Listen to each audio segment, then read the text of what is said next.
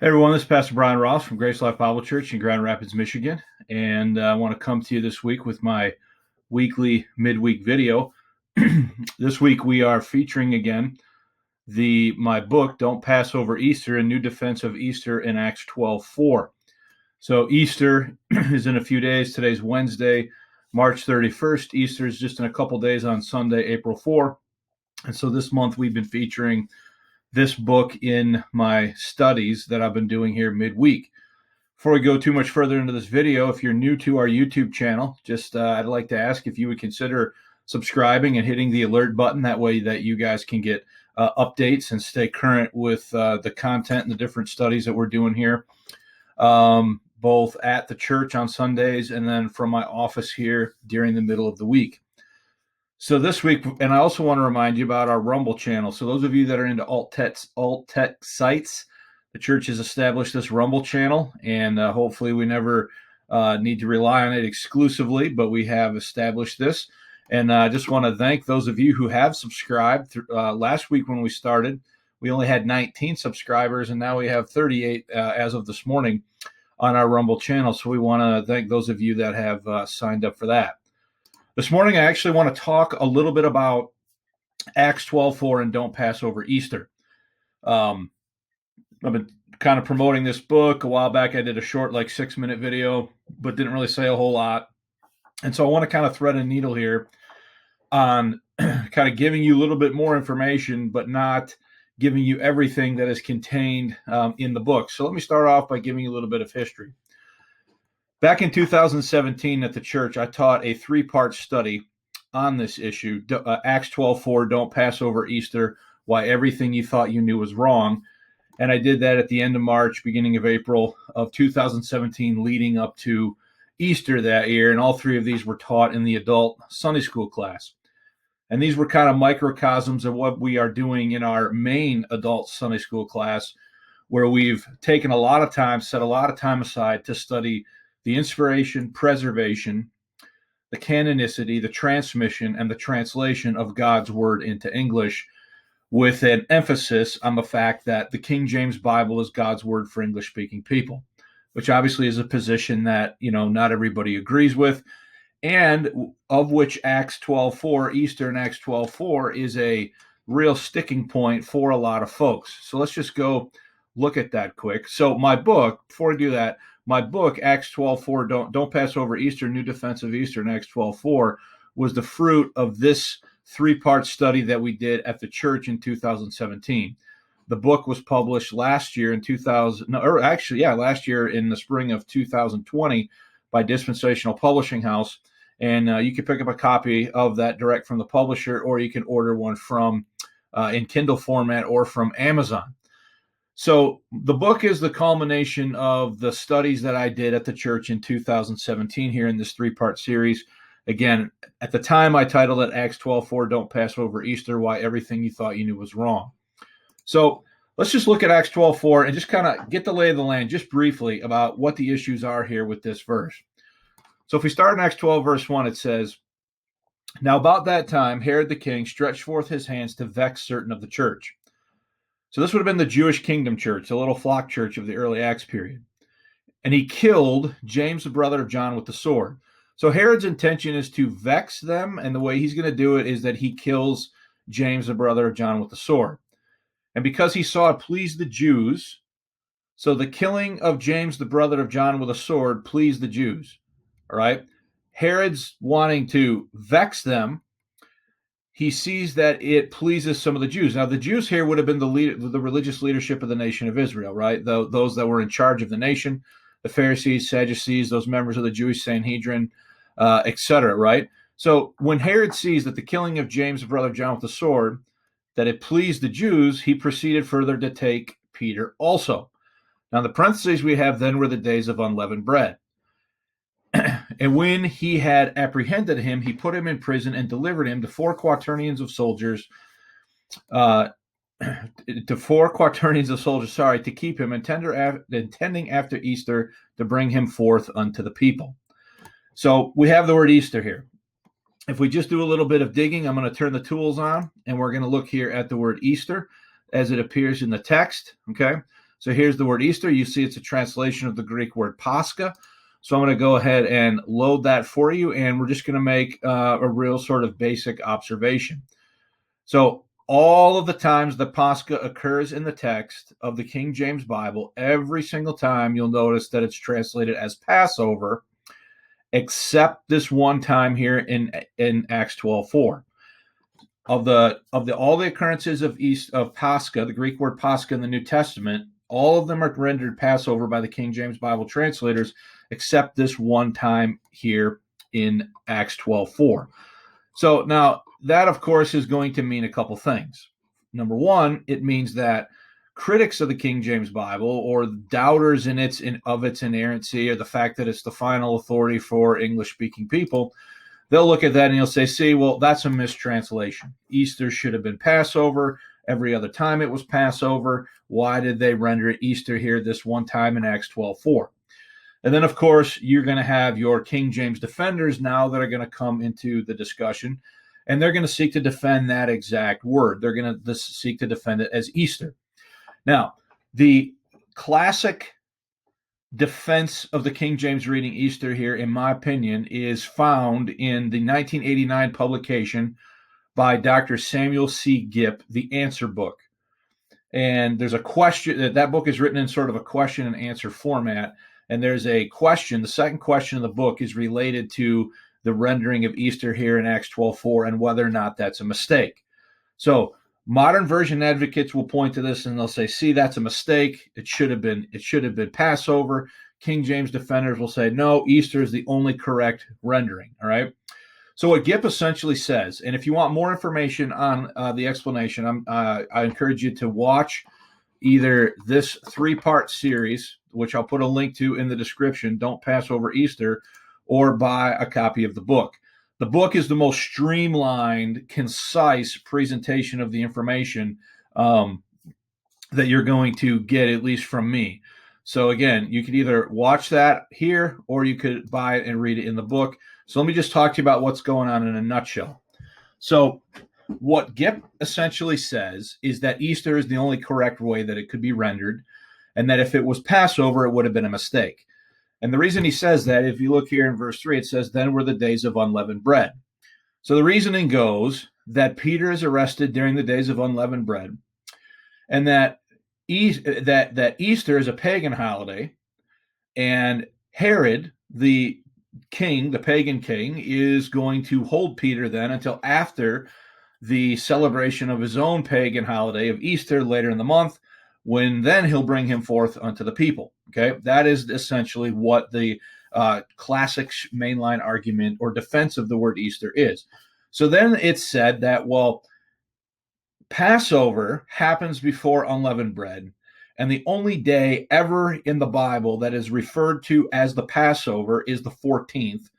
And the rest of the time, from the 15th to the 21st, that's all the days of unleavened bread. And so if Peter is arrested by Herod during the days of unleavened bread, then it can't be Easter. It can't be Passover here, because then it would be a whole other calendar year before the next Easter would come. And so, before the next Passover would come, according to the Gipp argument, the classical Gipp argument. And so, therefore, Easter is the only correct rendering here because of the calendar, the Jewish calendar of the feast days and the way that they're structured. So that argument is based on a couple things. Number one, it's based on a misdefinition of Easter. I'm sure you've all heard it said, and if you want all the details, you can check out the sources there that I'm directing you towards. But almost everybody connects Easter with Ishtar Astarte. And that connection was first made by Alexander Hislop in his book here, The Two Babylons, or Papal Worship, where that idea is connected. Now, I have to say that idea is phonetic, okay, based upon phonics and the similar sounding nature of the words. So if you look here, this is page 103, you look here at the section on Easter, and it says, then look at Easter. What means the term Easter itself? It is not a Christian term. It bears its Chaldean origin on its very forehead. Easter is nothing else than Astarte, one of the titles of the Beltis Queen of Heaven, whose name, as pronounced by the people of Nineveh, and evidently identical with that now in common use in this country. That the name was found by Lanyard on the Assyrian monuments is Ishtar. So Gipp is basing his argument based upon this connection between Ishtar, Astarte, and Easter. And Easter is therefore holy pagan because of its phonetic connection with Ishtar, Astarte. And folks, I'm just going to say it for the sake of the video. You're going to have to go check the resources to really understand. That's not true. Okay, Easter was not Easter. The Anglo-Saxon word, the early derivative of Easter, was not associated with the Semitic gods of the Middle East. Okay, if you look at, for example, the Middle English Dictionary, you will see the usage of the word Easter in an early form, okay? And you'll see that one definition of it is the church festival of Easter, Easter Sunday, the Easter season, all right? That's one definition of the Middle English word Easter. But then look at the second definition here, Passover. So Easter was originally associated with the Jewish holiday of Passover, okay? Now, if you're questioning that, you should be questioning. I don't want you to take my word for it, but let me show you just a couple things about this, okay? So here we can see, I did a full collation as part of my research for these lessons, going all the way back to the West Saxon Gospels, okay? So this is the West Saxon Gospels in this column from 990. And I want you to notice that every time the Greek word Pascha, all of these are references to places where the Greek word Pascha occurs in the Greek text supporting the King James Bible. And notice that in the West Saxon Gospels, every time it was some form of Easter. So when the Anglo-Saxons went to translate the Gospels into English, and they're going through that, or into Anglo-Saxon, really, Old English, Anglo-Saxon, they're using the word associated with Easter to talk about the Jewish feast day, the Jewish feast of the Jewish holy day, the Jewish feast day of Easter or of Passover, and they're using the word Easter to describe that. If you go to the West Saxon Gospels of 1175, you'll notice the same thing. Then what Wycliffe does is he just transliterates the Latin word and puts it into English as Pasch, all 29 times that it occurs here in this column, okay? But then if we keep working here, now check this out. So Luther, the first major translation of the Protestant Reformation, notice what Luther does. He uses Ostern in German. Ostern in German is the same word as Easter is in English. So Martin Luther did not think that the German term Oster or Easter in English was inextricably tied to paganism.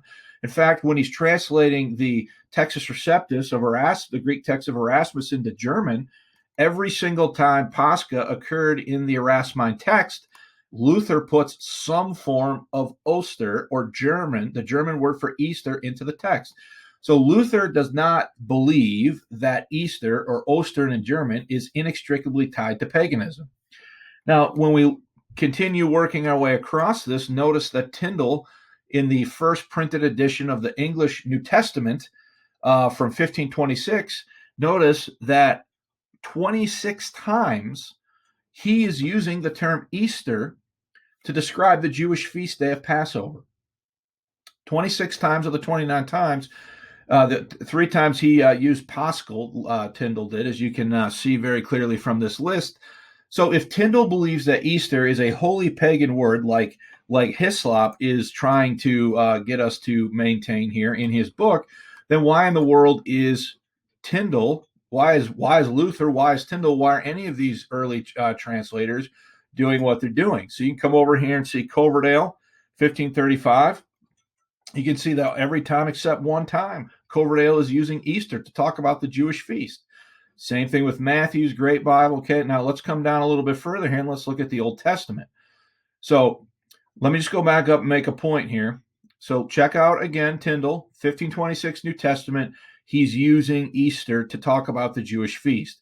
Folks, it's not until we get to the Tyndale's work on the Pentateuch, the Torah, the first 5 books of the Old Testament in 1530, that Tyndale coins the term Passover. So when Tyndale sits down to translate the story of the exodus of the Israelites out of Egyptian bondage, he encounters literally the angel of death passing over, right? Well, there was no word in English. There was absolutely no word in English before Tyndale invents the word Passover. Okay. So Tyndale, before this, what word is he using to talk about the Jewish feast? He's using the word Easter. He's not using the word Passover in 1526. It didn't even exist yet. It's not until the work on the Old Testament in 1539 that that term is used. And then we can make some other comparisons. Here's Coverdale's Old Testament from 1535. Remember, I just showed you above that he used Easter in the New Testament, and notice that he's using Easter and Passover interchangeably throughout the rest of his Old Testament, right? And so what we see as we work our way through looking at the different translations over time, there becomes more and more confidence in the fact that Passover is a legitimate English word to talk about the Jewish feast.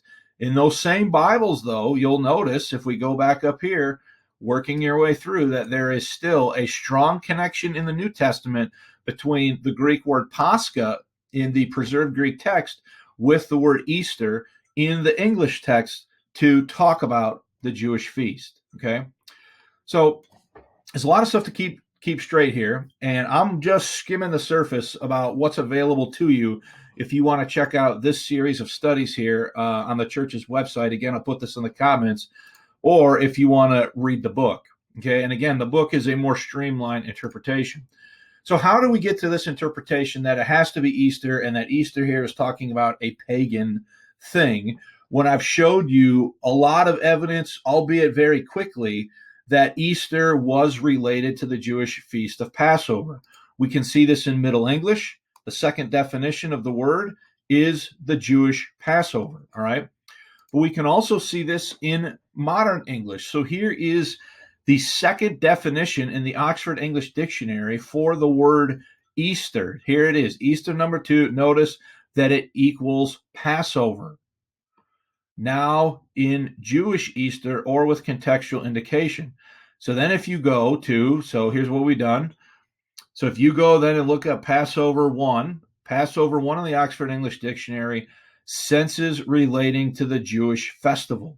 So folks, there is if you go back to the West Saxon Gospels here, honestly, you have a great 4 to 5 century tradition in the history of our language of a form of Easter being used to talk about the Jewish feast of Passover. Okay. So again, I'm just skimming the surface here. I'm hopefully trying to wet your whistle, to prick your curiosity, to stimulate you to want to go and check more out about this particular topic. Okay. So is it possible then that the use of the word Easter here is in fact being a reference to the Jewish feast in Acts 12:4? That's absolutely possible, because there is abundant historical precedent for it being used that exact way as this translational table shows you, as well as the definitions of the words, both in modern English and in Middle English. So it's conceivably possible that that's what it's talking about, and I think that is the correct answer. This passage is not talking about the Christian observance of Easter, nor is it talking about the pagan observance of Easter. It is talking about the Jewish feast. Okay, now here's how we can know. Notice what it says, verse 3. And because when he saw, so this is Herod, when he saw it pleased the Jews, he proceeded to take Peter also. Then were the days of unleavened bread. So the parenthetical statement there at the end of verse 3 is the clue to the reader. This Acts was originally addressed to Theophilus by Luke. It's a clue to Theophilus about what's going on here. So Herod moved to take Peter during the days of unleavened bread. Okay, verse 4. And when he had apprehended him, he put him in prison and delivered him to 4 quaternions of soldiers to keep him, intending after Easter to bring him forth unto the people. Okay, so I just have a couple of questions here. Why does Herod care? First of all, Herod's not observing anything in this context. It's the Jews who are observing things in this context. Herod's actions are aimed at pleasing the Jews. when they see that the killing of James, the brother of John, when Herod sees the killing of James with the brother of John with the sword in verse 2, pleases the Jews in verse 3, he decides to take Peter also during the days of unleavened bread. And then he's going to hold him and keep him with 4 quaternions of soldiers, and intending after Easter to bring him forth unto the people. So if we can scripturally prove that Passover, the 14th, and the days of unleavened bread, from the 15th to the 21st, can all rightly be called Passover, and then you couple that with the translational information that I've just showed you, then we have strong evidence to suggest that this is talking about the Jewish feast, and that Herod's intention is to keep him until the end of the Jewish feast of Passover, or as it says here, Easter, because we know that Easter has a 500-year history of being used to refer to the Jewish feast. Now, I know that this is totally different than what you've heard before, and I thought the same thing when I first encountered this stuff, but you got to be a Berean, okay? You can't just accept superficial answers about things. We got to really dig deep sometimes when it comes to some of these issues, right? So let's look at a few verses. Notice this verse, Ezekiel 45, verse 21. In the first month, in the 14th day of the month, ye shall eat the Passover, a feast of how many days? 7 days. Unleavened bread shall be eaten therein. Ezekiel 45 is taking the 14th day of Passover and the 15th through the 21st, and it's saying this whole thing, that whole 7 day, the Paschal week, if you will, that whole time can rightly be called the Passover. Then we come over here to Matthew chapter 26. Look at verse 17. Now, in the first day of the Feast of Unleavened Bread, the disciples came to Jesus. Now, notice, in the first day of the Feast of Unleavened Bread, where wilt thou that we prepare for thee to eat the Passover? So, Passover and unleavened bread are contained in that verse. Jesus doesn't correct him. He doesn't say, wait a minute, you guys have the wrong understanding. Only the 14th is Passover. The rest of it is unleavened bread. You guys, you need to talk right according to the law. That's not what Jesus says, okay? And he said, go into the city. Go into the city to such a man and say unto him, the master saith, my time is at hand. I will keep the Passover at the house of my disciples. So the Lord Jesus Christ here, during his earthly ministry, he's talking about eating the Feast of Unleavened Bread and eating the Passover, and he's talking about them as though they were one thing, right? And then here for me is the clincher, Luke 22, verse 1. Notice what it says. Now the Feast of Unleavened Bread drew nigh, which is called the Passover. So God the Holy Spirit, through the pen of Luke, is calling it Passover. Now, if you accept the fact that Luke is part 1 of a 2-part treatise to Theophilus, and that Acts is part 2, notice the connection now that you have between Luke 22, verse 1, and Acts 12, chapter 4, right? He says, now the Feast of Unleavened Bread drew nigh, which is called the Passover. Luke's saying that to Theophilus here when this is originally written, right? So then you come over here, and then you connect that with Acts 12:3. And because he saw it pleased the Jews, he proceeded further to take Peter also. Then were the days of unleavened bread. So you connect those two up. The Passover and unleavened bread are used interchangeably here. So Peter is being arrested here, and then Herod is going to keep him, intending after Easter, Easter being the early word to talk about the Passover. In every translation, into Anglo-Saxon, into German, into English, prior to Tyndale's Old Testament work in 1530, the most logical, scriptural, charitable understanding is that Easter here is talking about the Passover. It's not talking about a pagan feast. Herod's not observing anything in this passage, and that this is a synonym for the Passover. In fact, if I can find it quickly, there is an example of the Bishop's Bible where this is used, where it explicitly talks about the Jews' Easter.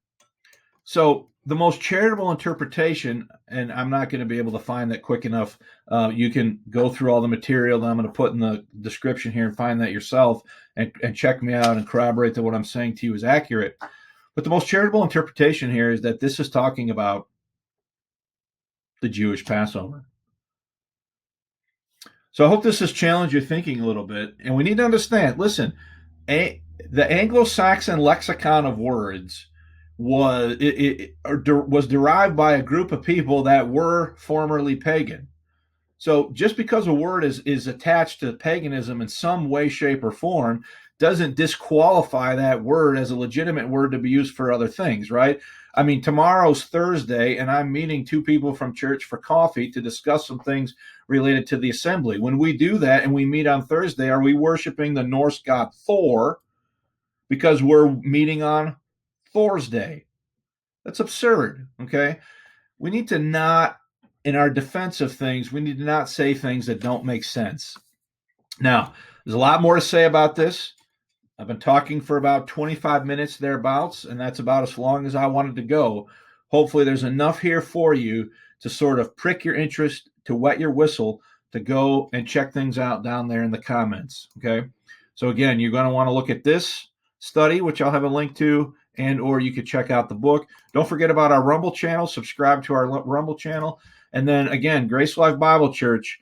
Grace Life Bible Church, we meet on Sunday morning for adult Sunday school at 9 o'clock.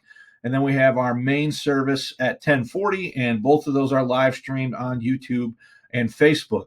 So if you would or haven't done it yet, be sure to like this video, subscribe, leave a comment, and click that alarm bell. And let me remind you that Jesus Christ died on the cross for your sins, was buried, and rose again. And when you put your faith in that and that alone as the only total complete payment for your sin, and you stop relying on your religion, your tradition, whatever you think you're going to do to make God happy with you, and trust and rely exclusively on the finished work of the Lord Jesus Christ and his death, burial, and resurrection, you can pass from death to life right now and receive eternal life as a free gift. I want you to make that decision today before it's everlasting too late. See you next week.